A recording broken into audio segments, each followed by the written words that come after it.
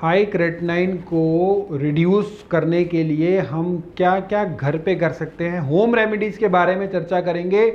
मैं doctor Puneet Dhawan. Creatinine blood में बनने वाला वेस्ट मटेरियल है। ये ब्लड में तब बनता है जब किडनी जो होती है वो सही से काम नहीं कर रही होती है। ऐसे में क्रेटिनाइन बढ़ने लग जाता है और बॉडी में कई तरह की समस्याएं जैसे कि थकान, भूख नहीं लगती पेशेंट्स को, खाने में टेस्ट का ना आना, टेस्टलेसनेस हो जाती है, चक्कर आने लग जाते हैं कई बार पेशेंट्स को, मस्कुलर पेन बहुत सी बार होता है।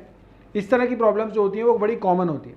लेकिन बता दें, आप घर बैठे भी कुछ होम रेमेडीज़ के द्वारा हाई क्रेटिनाइन को कुछ हद तक काबू कर सकते हैं। घरेलू उपाय अपना के आप इनको कंट्रोल कर सकते हैं। हाई क्रेटिनाइन को कम करने के लिए आप हर्बल टी का यूज़ कर सकते हैं। हर्बल टी पीने से यूरिन का प्रोडक्शन ज़्यादा होता है, एक प्रकार की डायूरेटिक होती है। कंटेंट इंग्रेडिएंट्स जो होंगे इसमें, अगर इसको आप घर पे काढ़ा भी बना सकते हो। पुनर्नवा, अर्क और कासनी को बराबर मात्रा में लेकर उसको बॉयल कर कर अगर हम हर्बल टी की तरह पिए, काढ़ा बना के पिए उसको, तो उसके अंदर भी डायूरेटिक भी होगा और साथ में आपको यूरिन का फ्लो बढ़ेगा। उससे आपका क्रेटिनाइन लेवल भी कुछ हद तक कंट्रोल होगा, आसानी से बाहर निकलता है। इससे क्रेटिनाइन का स्तर जो है वो कम होता है। इसी में दूसरा नंबर पर आता है नेटल लीफ। नेटल लीफ का सेवन करने से रेनल एक्सक्रीशन को बढ़ाने में मदद मिलती है। साथ ही में ये शरीर में मौजूद क्रेटिनाइन को भी बाहर निकाल सकती है। नेटल लीफ में हिस्टामिन नाम का कंपाउंड होता है जो किडनी में पहुंचकर ब्लड सर्कुलेशन को बढ़ाता है। इससे यूरिन फिल्ट्रेशन बढ़ता है और हाई क्रेटिनाइन को काबू करने में मदद मिल सकती है। हाई क्रेटिनाइन को कम करने का एक तरीका है साल्विया। बता दें कि साल्विया एक तरीके की हर्ब होती है जो ग्लोमेरुलर फिल्ट्रेशन रेट को बढ़ाने में मदद करती है और क्रेटिनाइन को बॉडी से बाहर भी निकालती है। साल्विया में लिथोस्पर्मेट भी होता है जिसके सेवन करने से रीनल फंक्शन को बढ़ाने में मदद मिलती है।